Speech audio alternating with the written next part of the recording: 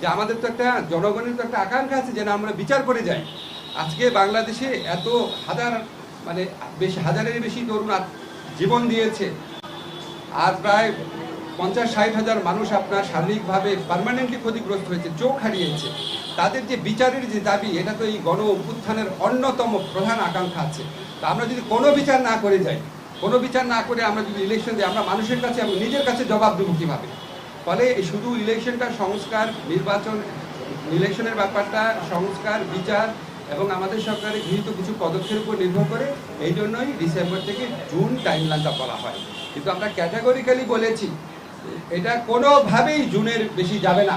যে যে কথাই বলুক না কেন, এটা প্রধান উপদেষ্টার অঙ্গীকার পুরা জাতির প্রতি, রিপিটেডলি উনি বলেছেন কোনো অবস্থাতেই জুন অতিক্রম করা হবে না, নাম্বার 1। নাম্বার 2 হচ্ছে ডিসেম্বর থেকে জুন মানে হচ্ছে ডিসেম্বর থেকে জুন, বাট এর মধ্যে যত তাড়াতাড়ি সম্ভব অযথা কালক্ষেপণের বিন্দু মাত্র চেষ্টা আমাদের মধ্যে থাকবে না।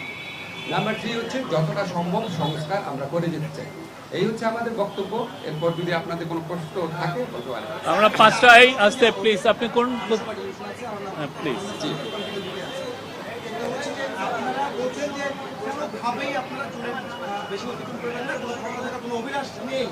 কিন্তু আজকের বৈঠকে আপনি বলছেন যে ফলপ্রসূ হয়েছে, খুব সুন্দর একটি বৈঠক হয়েছে, কিন্তু বিএনপি মঞ্চে বলছেন সন্তুষ্ট নয় এই নির্বাচনের রোডম্যাপ নিয়ে। তারা বলছেন ডিসেম্বরের মধ্যে নির্বাচন চাচ্ছে। বিএনপির মহাসচিব এটা বলার অবশ্যই অধিকার আছে। একটা আলোচনা থেকে একজন একভাবে পারসিভ করে, আরেকজন আরেকভাবে পারসিভ করে। আমার কাছে ওনাদেরকে দেখে হ্যাপি লেগেছে। যখন আমাদের ডায়লগটা শেষ হয়েছে মনে হয়েছে ওনাদের মনে যে প্রশ্ন ছিল এগুলো অনেক কিছু উত্তর ওনারা পেয়েছেন।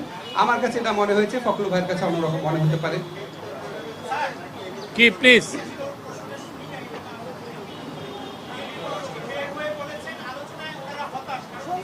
এটা উত্তর দেওয়া হয়েছে, এটা উত্তর দেওয়া হয়েছে, উত্তর দেওয়া হয়েছে।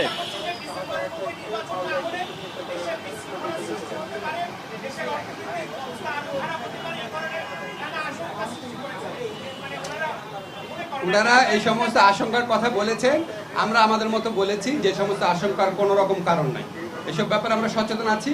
আমরা অত্যন্ত রেসপেক্টফুলি ওনাদের মতামত আমরা বিবেচনায় নিয়েছি। আমরা এই ব্যাপারে আরো সচেতন থাকবো।